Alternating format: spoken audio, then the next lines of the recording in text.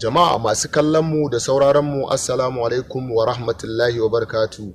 A yau shirin namu mai suna daga Knnwood za mu leƙa kan batun darasin da muka koya daga Adam Zango tare da shi da su Aminu J Town da Al Hussein.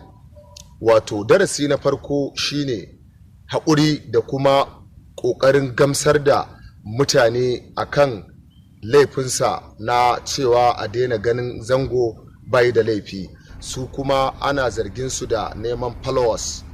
Baya da bayan haka sun tunzura jarumin ne bayan fitowa da wasu maganganu wanda Adam A Zango ya daɗe yana kau da kai, inda magoya bayansa suke ta zargin cewa su suka tunzura shi suka kai shi ga wannan halaka.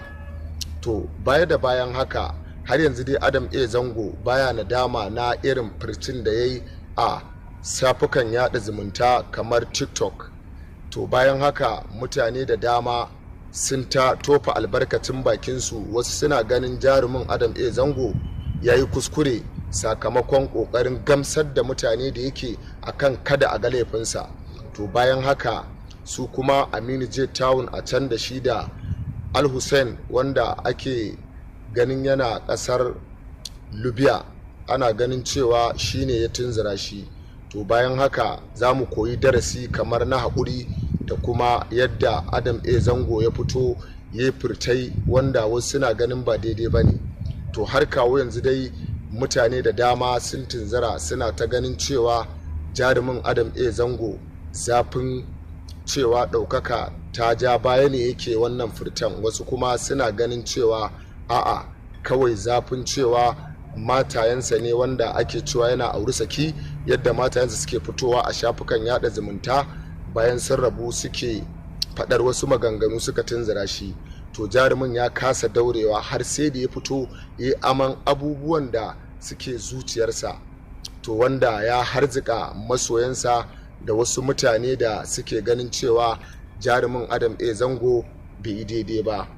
To bayan haka ya yi maganganu akan wasu daga cikin masana'antar Knnwood wanda yake ganin ya yi wahalacci ya taimaka musu, kamar irin su wanda za mu faɗi sunayensu kaɗan daga ciki, kamar irin su Nazifa Asananik, a Dogonja, Alijita da irin su Fati Nijar da wasu wanda ma ba mu ambata ba. To wasu daga ciki sun fito sun ce wannan maganganu da Adam A Zango ya yi Allah ya bashi haƙuri, kuma za su duba, za su zauna, za su ga me ya kamata a bullo. Wasu kuma suna ganin Adam A Zango ya gamu da hali ne na damuwa, shi yasa yake wa'annan maganganu wanda suna ganin a ɗauki mataki na dakatar da shi. To har yanzu dai 'yan masana'antar Knnwood da dama har yanzu wasu sun ɗan yi maganganu, wasu kuma sun ja bakinsa sun yi shiru, kamar irin su Ali Nuhu wanda shine MD yanzu na National Film and Video. To har yanzu dai mutane da dama suna ganin cewa ba a yi wa Adam A Zango adalci ba, wasu kuma suna ganin cewa ba adalci ba ne ba a yi masa ba. Darasin da ya kamata mu ɗauka shine Adam A Zango dai ya kamata ya yi haƙuri domin ya bar abin da yake zuciyarsa. Duk 'yan Kano suna ganin su ma kowa yana da irin tasa damuwar.